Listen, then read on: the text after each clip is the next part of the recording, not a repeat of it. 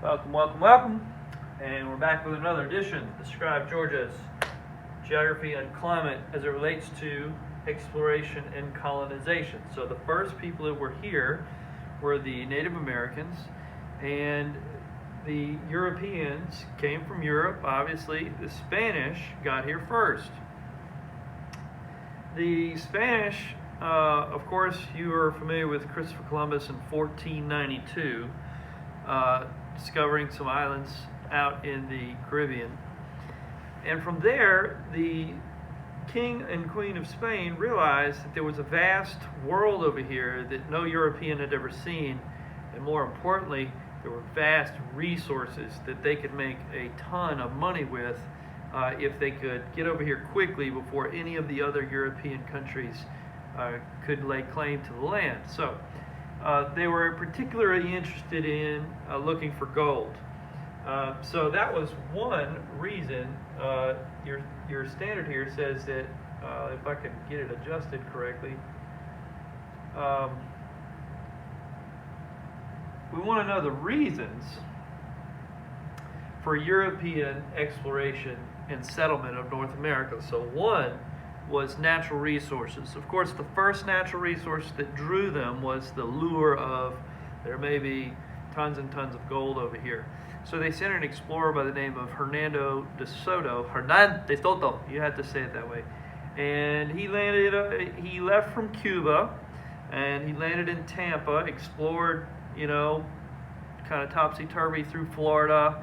Came through Georgia, in Alabama, over west of Mississippi. Crossed the Mississippi River, got over into Texas, got in some trouble, got sick. They came back to the Mississippi River, starving and out of water and food, and he died somewhere along the Mississippi River. Nobody knows where.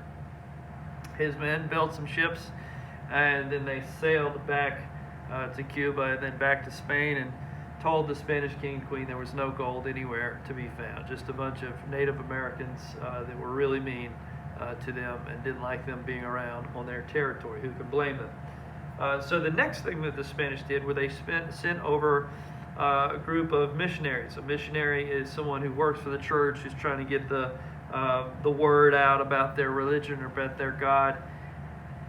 They settled along the barrier islands, and they established a mission called Santa Catalina Mission, which is on St. Catherine's Island, Cumberland Island, Sapelo Island. Those islands all had Spanish missions on them. I bet you didn't know that the Spanish were the first European settlers to put a permanent settlement in Georgia.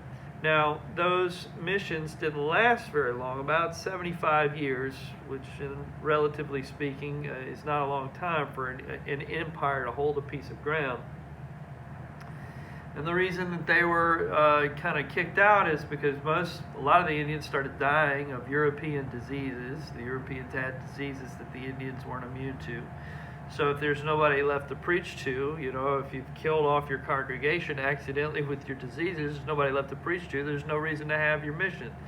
Another reason that the Spanish didn't survive was a series of hurricanes came along and really, really made it difficult for them to live on those barrier islands. And the third reason the Spanish couldn't survive in their settlement in Georgia on the barrier islands was that the British were encouraging pirates to attack them.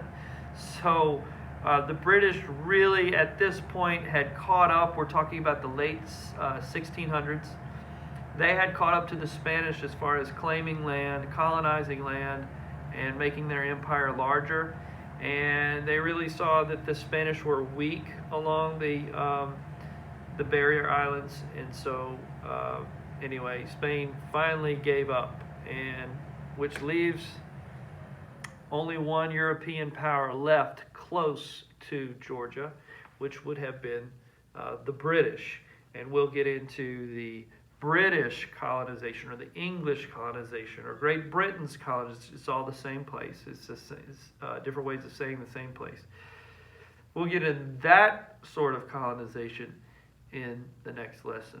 Now, I know that I'm talking, and this is a little bit different style. I'm not taking you through a PowerPoint because I really feel like you need to listen. When you're listening, you need to listen.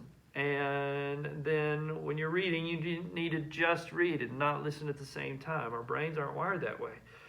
So what I would like for you to do is now when you're finished the video, go view the Google Slides on the same topic, on the Spanish colonization and exploration of Georgia.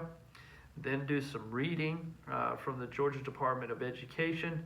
And after you're done reading, then do some practice on Quizlet. And when you're done practicing on Quizlet and you feel really good about all of this, you can take the end of the week assessment. Of course, you need to watch all of the videos contained in this week's lesson, and you need to do all of the practice before you continue on to the assessment. And of course, do all the PowerPoints before, I keep saying PowerPoints, it's Google Slides. Before you view all the Google Slides, study those and do the practice. You got to do all of that before you take the end of the week assessment. If you take the end of the week assessment, you're not going to do well. It's going to be a big deal. You're going to cry. I'm going to cry. Nobody likes to see a grown man cry, so please don't do that.